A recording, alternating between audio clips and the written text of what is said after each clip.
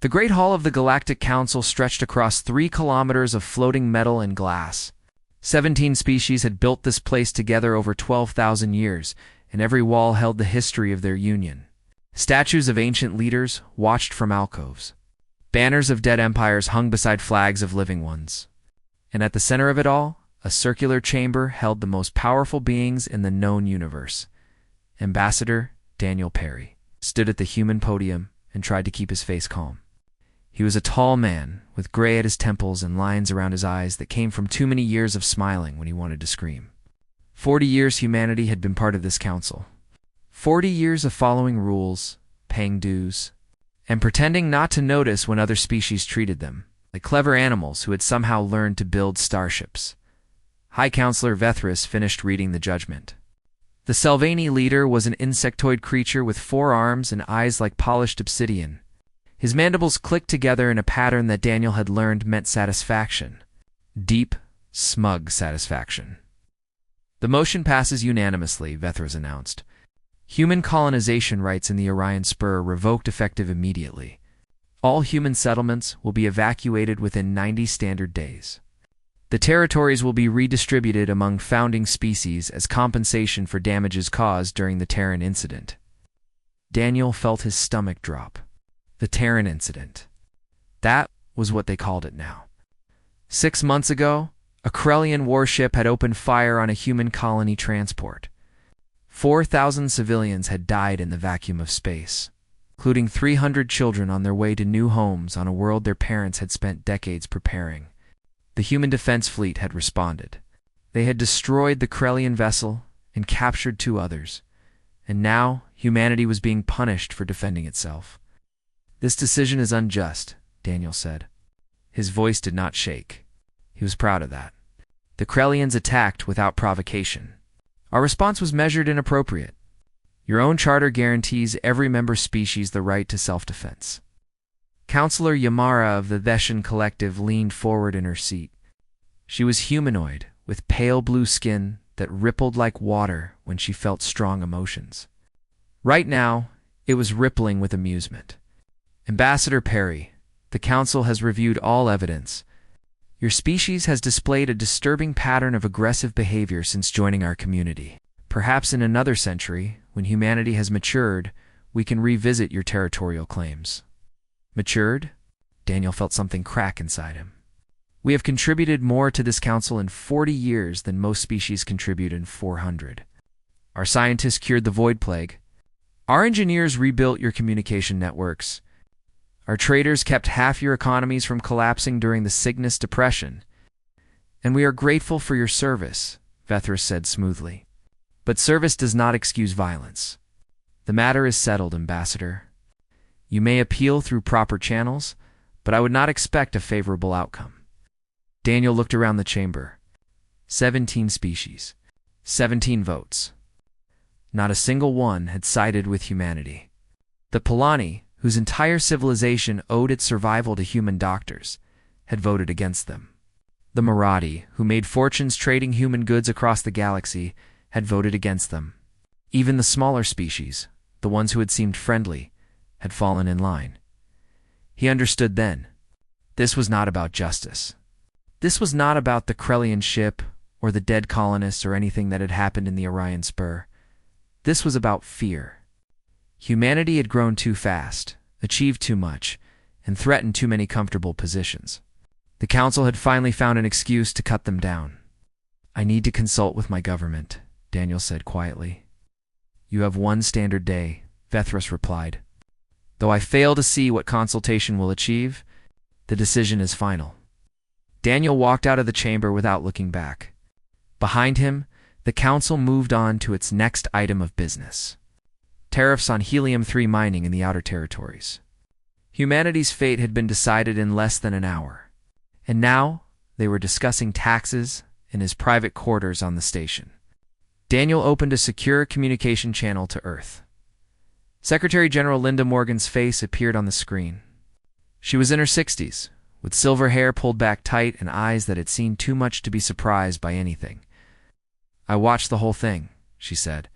How are you holding up? I'm furious. I'm humiliated. And I'm scared, Linda. They're not even pretending anymore. We're not partners to them. We're not even members. We're pets who got too big, and they've decided to put us back in our cage. Linda nodded slowly. The Security Council met while you were in session. We've been discussing options. What kind of options? All kinds. She paused, and something shifted in her expression. Daniel, I've been Secretary General for 12 years. Before that, I was in the diplomatic corps for 30. My whole life, I believed that integration was the answer. Play by the rules, prove ourselves worthy, and eventually they would accept us.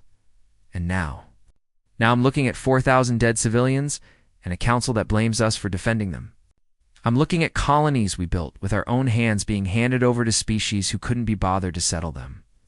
I'm looking at 40 years of trying to be good enough, and I'm realizing that we were never going to be good enough. Not to them. Daniel sat down heavily in his chair. What are you proposing? Tomorrow, when the council reconvenes, I want you to deliver a message. Not a negotiation. Not an appeal. A statement. What kind of statement? Linda Morgan smiled, and there was something in that smile Daniel had never seen before. Something fierce and ancient and utterly human. We're leaving, she said. All of us. Every human in council space, every ship, every piece of technology we've licensed to them. We're going home, and we're closing the door behind us. Linda, that's insane. We can't survive without galactic trade. Our economy depends on does it. Does it really? She leaned forward. 40 years ago, we had nothing. No allies, no partners, no seat at their precious table. And yet we reached the stars. We built ships that could cross galaxies. We developed technologies they're still trying to understand. We did all of that alone, Daniel. Before they ever deigned to notice us, they'll never let us leave peacefully. They'll blockade us, sanction us. Let them try. Her voice was hard now, hard as steel. Let them try to enforce anything without the systems we built for them. Let them try to run their precious council without the infrastructure we maintain. They think they're punishing us? They have no idea what punishment looks like. Daniel was silent for a long moment. Through the viewport of his quarters, he could see the lights of Station VLR spreading out in all directions. Millions of beings lived here, worked here, built their lives here, and humanity had helped make it possible. If we do this, he said finally, there's no going back. We'll be alone. Truly alone. We've always been alone, Daniel. We just didn't want to admit it. Linda's expression softened slightly. Go get some sleep. Tomorrow is going to be a long day. The channel closed. Daniel sat in the darkness of his quarters and stared at the stars beyond the viewport. Somewhere out there, 4,000 humans had died for nothing more than the crime of existing. Somewhere out there, colonies full of families were being told to pack their bags and leave everything they had built behind. 40 years of hope. 40 years of trying. And it had all come down to this. Daniel Perry closed his eyes and made his choice. The next morning, council chamber was fuller than usual. Word had spread that the human ambassador had requested time to address the assembly. And curiosity had drawn representatives from species that rarely bothered to attend routine sessions. They expected an appeal, perhaps some emotional pleading that they could dismiss with sympathetic words and firm votes. Humans were known for their emotions, after all. It was one of the things the elder races found so amusing about them. Daniel. Perry entered the chamber wearing his formal diplomatic uniform for the first time in years. The dark blue fabric was pressed sharp, and the silver pins on his collar caught the light as he walked. He did not go to his designated podium. Instead, he walked straight to the center of the floor. To the circle where species petitioning for membership were required to stand. It was a place of supplication, of asking permission. No sitting member had ever stood there voluntarily. High Counselor Vethrus's mandibles clicked in confusion. Ambassador Peria, you are out of order. Return to your designated position immediately. Daniel ignored him. He turned slowly, looking at each delegation in turn, making eye contact with beings who had voted to steal his people's homes. 40 years ago, he began, his voice clear and steady, humanity came to this council as petitioners. We stood in this very circle and asked for the chance to join the galactic community. We were young. We were eager. We believed that the universe was full of wonders waiting to be shared. The chamber had gone completely silent. Even the translators seemed to be holding their breath. In those 40 years, we have given everything we had. When the Void Plague threatened to destroy the Polani homeworld, human doctors worked day and night beside your medical teams. We lost 200 of our own people to that plague. Volunteers who knew the risks and went anyway because it was the rig. HT thing to do. He turned to face the Polani delegation. Their ambassador, a tall being with silver fur and gentle eyes, looked away. When the Marathi economy collapsed during the Cygnus Depression, human traders extended credit lines that kept your people fed. We asked for nothing in return, except friendship. When pirates raided the Ethesian frontier colonies, human warships answered your distress calls. We bled for you. We died for you. Counselor Yamara shifted in her seat. Her blue skin had stopped rippling. And how has this council repaid us? Daniel's voice rose slightly, not in anger, but in something that sounded almost like sorrow. With quotas that limited our growth, with restrictions that bound our scientists, with insults from ambassadors who called us children to our faces and barbarians behind our backs, with the theft of colonies we built with our own hands and watered with our own tears. Ambassador Perry, this dramatic performance serves no purpose. The Council's decision is final. If you have come to beg for reconsideration, I have not come to beg. Daniel reached into his pocket and withdrew a small data chip. It was barely larger than his thumbnail, but every eye in the chamber fixed on it. I've come to say goodbye. He held the chip up so the recording devices could capture it clearly.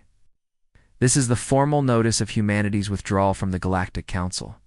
Effective immediately, we are terminating our membership in all associated treaties, agreements, and obligations. We are going home. For 3 heartbeats, nobody moved. Then the chamber exploded into noise. You cannot withdraw. Vethris shrieked, his careful composure shattered. The Charter does not permit unilateral Article 7, Section 12, Daniel said calmly. Any member species may withdraw from the Council with 30 standard days' notice, for any reason, without penalty. We've given you 40 years of service. Consider our notice served with interest. He dropped the chip on the floor. The small click it made as it hit the stone seemed to echo like thunder. As of this moment, all human personnel are beginning evacuation procedures from Council stations. All human technology currently licensed to Council species is being recalled. All trade agreements are terminated. All mutual defense pacts are void. You're bluffing, Counselor Yamara said, but her voice wavered. You can't simply we can. We are. And there is nothing in your precious charter that can stop us. Daniel turned and began walking toward the exit. The chamber dissolved into chaos behind him. Delegates were shouting at each other, at their aides. At the empty podium where the human delegation had sat for 4 decades, Vethris was screaming orders that nobody seemed to hear. At the doorway, Daniel paused and looked back one final time. You wanted us to be children? Fine. Consider this our Declaration of Independence. When you're ready to treat with us as equals, you know where to find us. Until then, enjoy running your galaxy without us. He walked out. The doors closed behind him with a soft hiss that sounded like the end of everything. Within 6 hours, every human in Council space had boarded ships heading for the border. They moved with a coordination that shocked observers. No panic, no confusion, just quiet efficiency. Stations that had housed human communities for decades were emptied like water draining from a tub. Commercial vessels departed with holds full of cargo that would never be delivered. Research teams packed up experiments mid-process and simply left. The Polani were the first to notice something was wrong. Their central medical database, which coordinated healthcare for 8 billion citizens, began throwing errors that their technicians couldn't understand. The system had been designed by human engineers 20 years ago, and no Polani had ever learned how it actually worked.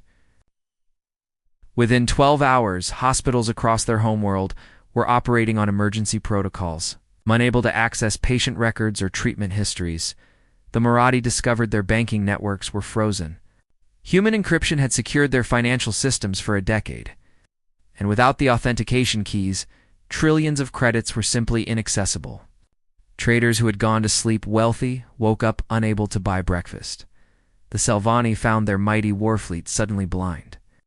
5 years ago, they had upgraded their sensor arrays with human technology. The targeting computers, the navigation systems, the communication networks, all of it had been built by human hands. And all of it had stopped working the moment the last human ship crossed the border. 3 days after the walkout, High Counselor Vethras called an emergency session. The chamber was half empty. Many delegates were dealing with crises on their homeworlds and could not spare the time for politics. "This is an act of war," Vethras declared. "The humans have sabotaged our infrastructure. They must be brought to justice." "With what?" Ambassador Krelvos of the Marathi asked tiredly. He was an old being, older than most species could remember, and he had seen enough empires fall to recognize the signs. "Our ships cannot fly. Our communications are failing. Our economies are collapsing. The humans did not sabotage anything. They simply took back what was theirs. Then we rebuild. We replaced their technology with our own. That technology took them 40 years to develop, High Counselor. How long do you think it will take us to recreate it? A century? 2? And what happens to our people in the meantime?" Vethras had no answer. Nobody did. The silence stretched on, broken only by the distant sound of alerts as another system somewhere failed. And the galaxy continued to fall apart piece by piece. 6 months passed, and the galaxy learned what it meant to live without humanity. Human space had become a wall of silence. No signals crossed the border. No ships entered or left. The patrol vessels that guarded the boundary ignored all hails, all pleas, all threats. They simply watched dark shapes against the stars. Waiting for someone to make a mistake, the Krellians made the first mistake. Commander Voss of the Krellian Third Fleet had always hated humans. He called them soft, weak, too concerned with mercy and cooperation to be proper warriors. When his superiors ordered him to take a battle group across the border and remind the primates of their place in the natural order, he accepted the mission with joy. 12 warships crossed into human space on a cold morning by Galactic Standard Time. They were the finest vessels in the Krellian Navy, crewed by veterans of a dozen campaigns, armed with weapons that could crack planets. Commander Voss stood on the bridge of his flagship and smiled as the stars of human territory spread before him. They found the human colony 3 hours later. It was a small world, barely developed, with perhaps 50,000 inhabitants. Voss ordered his fleet into bombardment formation. He wanted to make an example. He wanted the humans to understand that their little tantrum had consequences. The first shot never landed. Voss did not see what hit his ship. One moment, he was watching his weapons officer prepare to fire. The next moment, alarms were screaming and hull breaches were spreading across every deck. Through the chaos, he caught a glimpse of something through the viewport. Ships, moving faster than anything he had ever seen, appearing and disappearing like ghosts. The battle lasted 11 minutes. When it was over, 12 Krellian warships had been reduced to drifting wreckage. There were no survivors. Search and rescue teams from the Council found the debris spread across 3 star systems. As if the human ships had hunted down every escape pod, every shuttle, every piece of wreckage large enough to hold a living being, they found one message, recorded in the final moments before the flagship broke apart. Commander Voss, his face bloody, his voice shaking with something that might have been fear or might have been rage, speaking into the emergency beacon. They were waiting for us. They knew we were coming. They let us cross the border, let us get close to their people. And then the recording cut off there. The Council received one transmission from human space in the aftermath.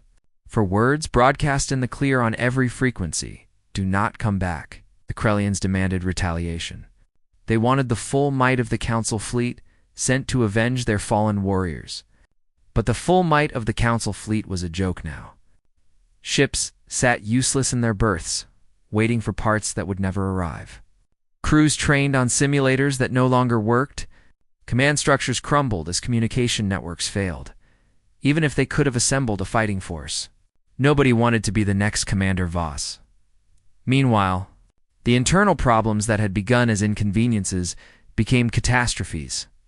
The Vashines and Marathi, longtime rivals, had always managed their tensions through human mediators. Without those mediators, old grudges surfaced. Border disputes turned into skirmishes. Skirmishes turned into battles. Within 3 months, they were on the edge of full-scale war. The Polani medical crisis had become an epidemic. Diseases that had been controlled for generations were spreading again, and the doctors who might have stopped them were light years away, behind a border that could not be crossed. Millions were sick. Thousands were dying. And the Polani government, proud and ancient, was forced to admit that they had no idea how to save their own people. The Salvani Empire. Once the military backbone of the Council had fractured into 3 competing factions. Each claimed to be the legitimate government.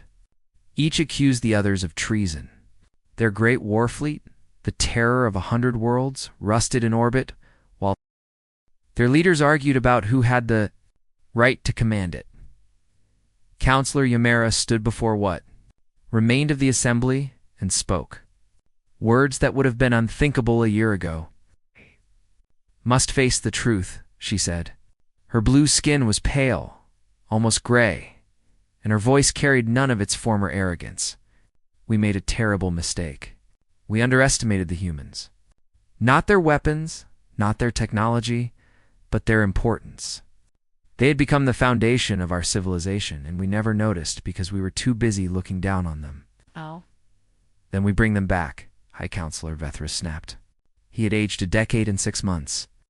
His carapace was dull, his movements slow, his voice cracked with exhaustion. "We offer them whatever they want. Territory, seats on the Council, whatever it takes." "With what leverage?" Yamara asked. "We have nothing they need, nothing they want. We spent 40 years taking from them and giving nothing in return. Why would they ever trust us again?" From the back of the chamber, old Ambassador Krelvos rose from his seat. He moved slowly, his joints aching, his breath wheezing, but his eyes were sharp as ever. 40 years ago, he said, I was one of 5 ambassadors who voted to admit humanity to the Council. Do you know why I voted yes?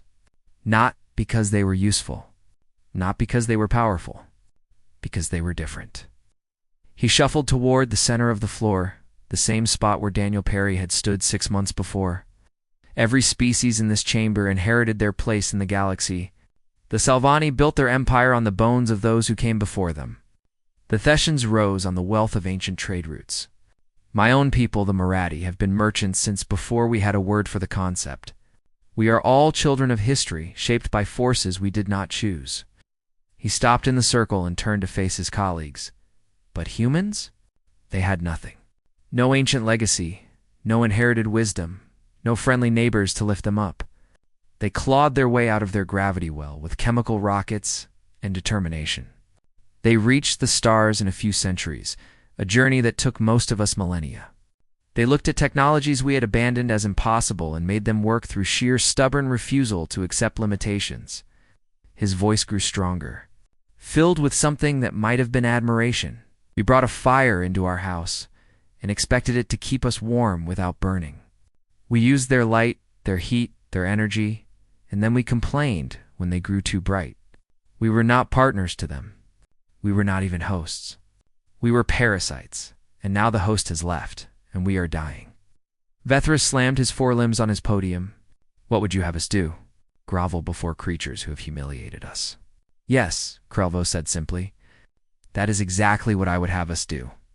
Because the alternative is watching our civilization collapse while we cling to pride that was never deserved. The chamber fell silent. Outside, somewhere in the vast machinery of Station Villar, another system failed and no one was coming to fix it. 9 months after humanity walked out, A single ship approached the border of human space. It was small, unarmed, and carried no escort. Its hull was painted white, the universal color of peace, and its transponder broadcast a simple message on repeat. We come to talk. We come alone. We come in peace.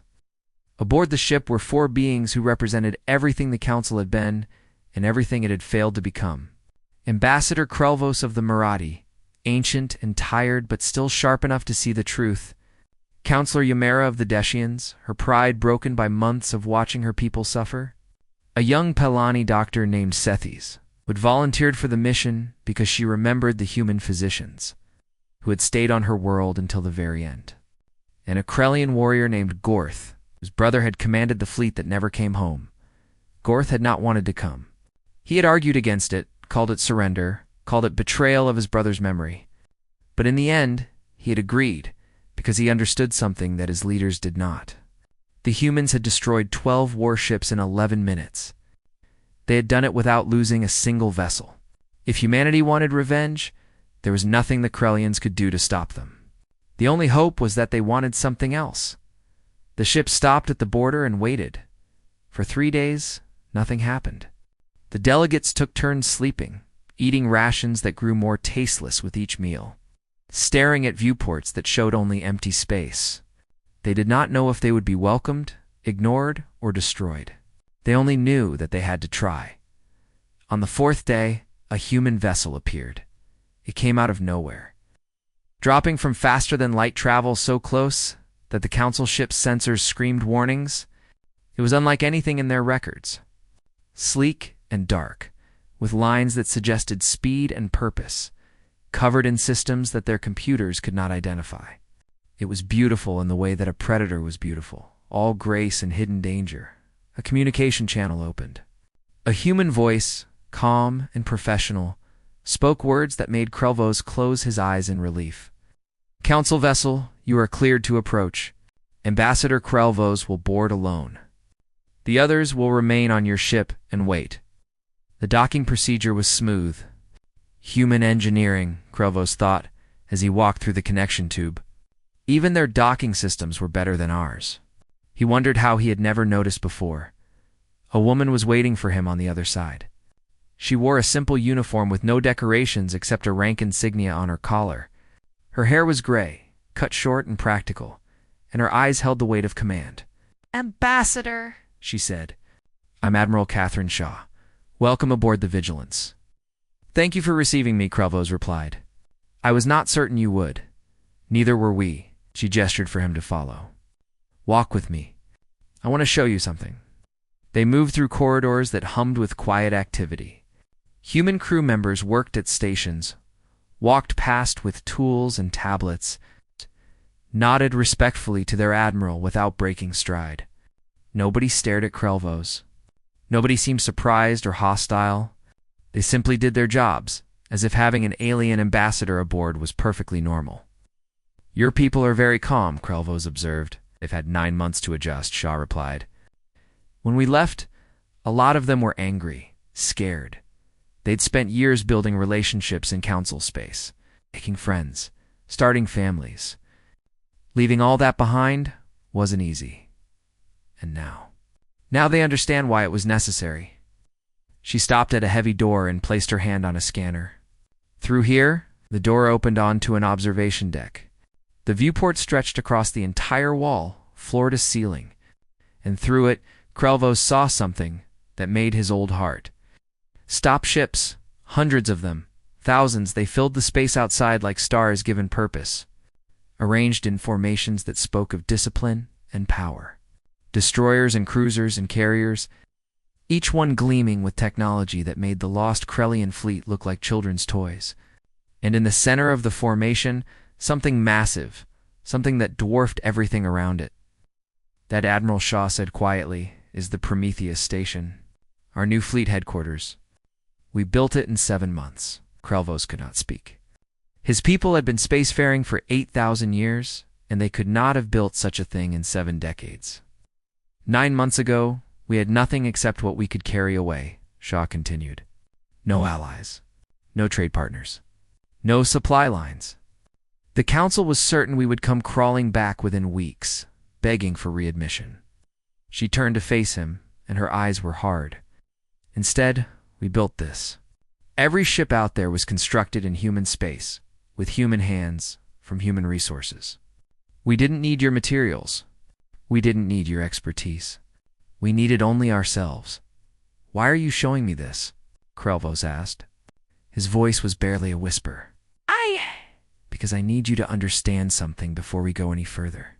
This fleet is not here to threaten you. We are not planning an invasion. We are not seeking revenge for the Krellian attack or the Council's betrayal. She paused. But we could. If we wanted to, we could sweep through Council space, and there is nothing anyone could do to stop us. Do you understand that? Krelvos looked at the fleet, at the impossible station, at the woman who commanded it all.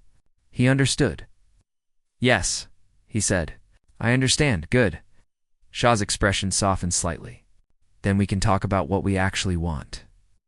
She led him to a small conference room with windows looking out at the fleet.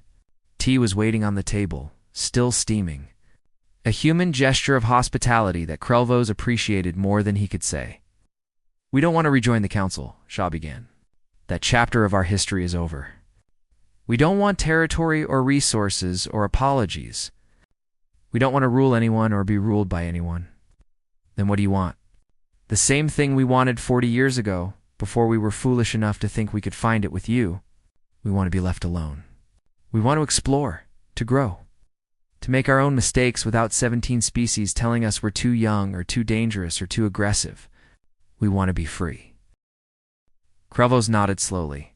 In the council, the species who depend on the systems you built? Shaw was quiet for a moment. We remember our friend's ambassador. The Polani doctors who stayed until the last ship left. The Marathi traders who warned us about the vote. The few who treated us as something other than pets. She met his eyes. We are willing to negotiate individual treaties with species who approach us in good faith. Not as subjects. Not as petitioners. As equals, the council will never accept that. Vethris will never, then Vethris will continue to watch his civilization crumble. Shaw's voice was flat, without anger or satisfaction. We did not break your systems, Ambassador. We simply stopped maintaining them. If the council wants to rebuild, they are free to do so. But they will do it without us. Krelvos sat back in his chair and felt the weight of centuries pressing down on him. He had served the council for 200 years. He had watched it grow proud and blind and foolish. He had seen this catastrophe coming and done nothing to prevent it. Now he had one chance to salvage something from the wreckage. What must I tell them? He asked. Shaw slid a data chip across the table. Everything I've told you is on here. Share it with whoever you want. Make them understand that this is not a negotiation for our return. This is an offer for a new beginning. Wait. She paused. Or the terms of a permanent divorce. Their choice. Krelvos took the chip.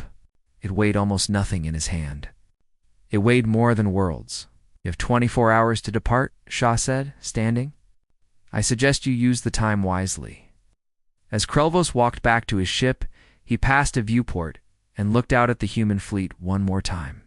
Somewhere in that vast armada, children were being born who would never know what it meant to bow before the council. They would grow up proud and free and unafraid. He envied them more than he had ever envied anything in his long life.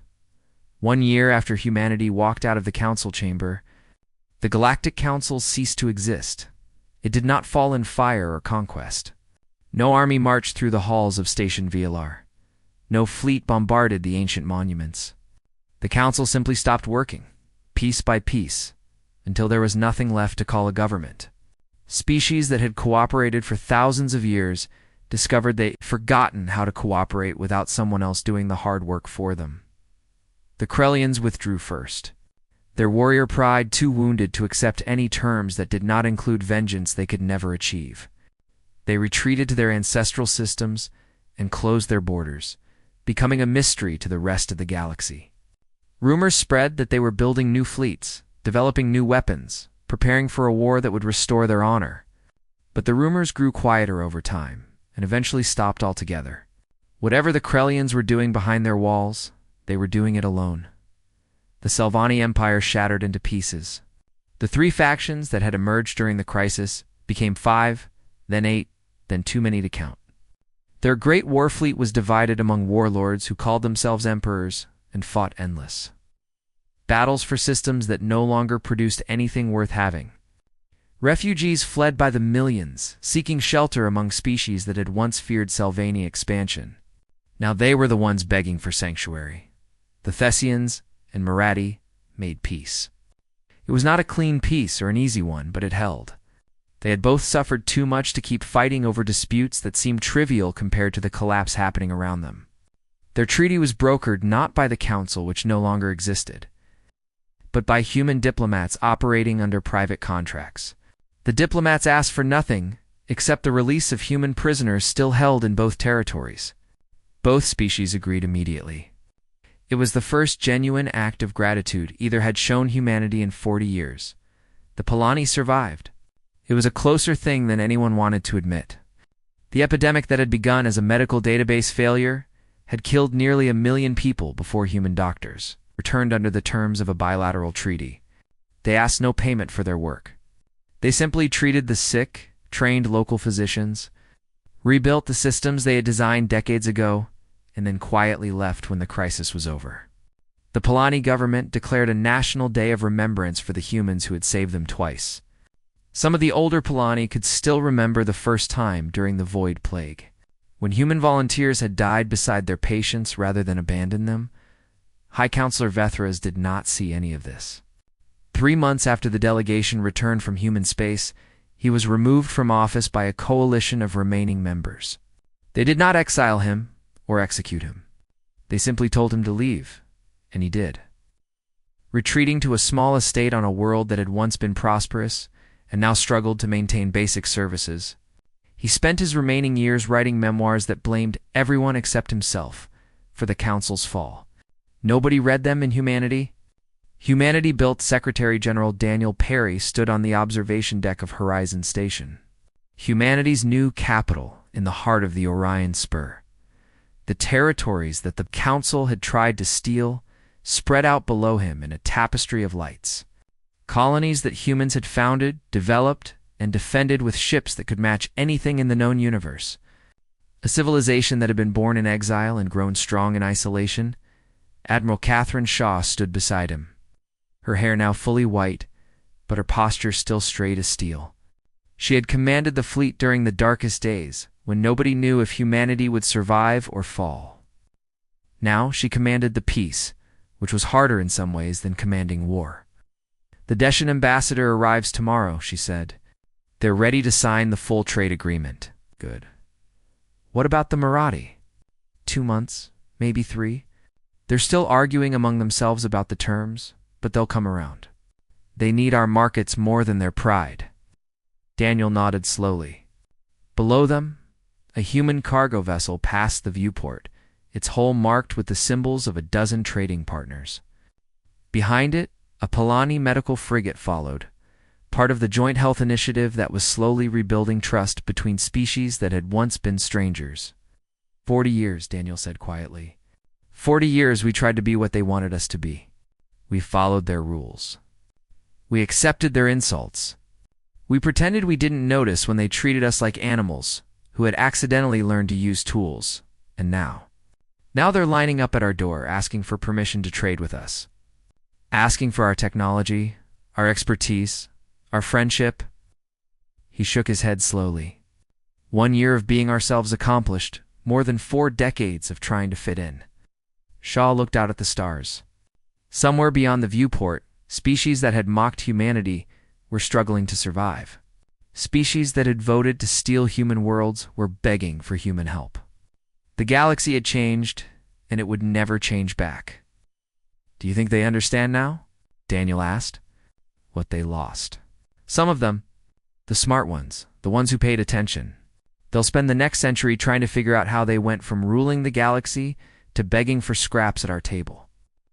The rest will tell themselves stories about how it wasn't their fault. How they were betrayed, how they were unlucky, how the humans cheated somehow. Does it bother you? the way they see us? Shaw considered the question. It used to.